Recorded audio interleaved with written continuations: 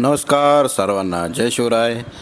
आजच्या मैदानामध्ये बकासूर आणि कंदूरचा राजा, चिंचाळे फार्म यांचा राजा गटाला अटीतटीची लढत झाली होती आणि निकालावरती या गाडीने गटाचा निकाल घेतला होता.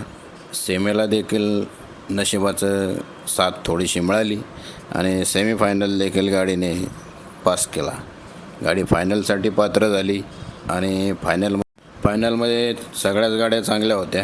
3 नंबर तासावर बकासूरची गाडी होती. फायनल सुटला.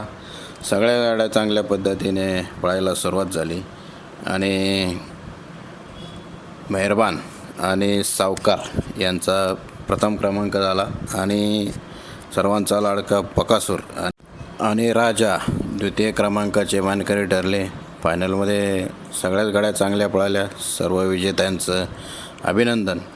पण ज्या पद्धतीमध्ये सेमीफायनलला गाडीने ओव्हरटॅक केला होता तो खऱ्या अर्थानं पाहण्यासारखा होता. कारण गाडी खूप मागं पळत होती, तरी देखील गाडीने ओव्हरटॅक करून सेमी पास झाला होता. तो फायनलला देखील चांगल्या पद्धतीचं स्पीड बघायला मिळालं आणि चांगल्या पद्धतीचा ताळमेळ या दोन्ही नंदींचा जुळला. फायनलला खास करून एकदम चांगल्या पद्धतीचा त्यांचा ताळमेळ जुळला आणि गाडीने द्वितीय क्रमांक केला. बऱ्याच दिवसांपासून ही अनेकांची अपेक्षा होती की बकासूर आणि राजा आणि बकासूर ही गाडी पळावी आणि ती बऱ्याच दिवसानंतर आज योग आला होता आणि नशिबाची देखील त्या पद्धतीने साथ मिळाली आणि बकासूर आणि चिंचाळे फार्म यांचा राजा यांनी आज द्वितीय क्रमांक केला.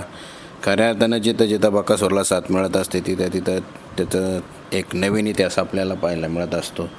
पुन्हा एकदा सर्व क्वार्टर फायनलच्या मध्ये विजेते जे झाले त्या सर्वांना अभिनंदन.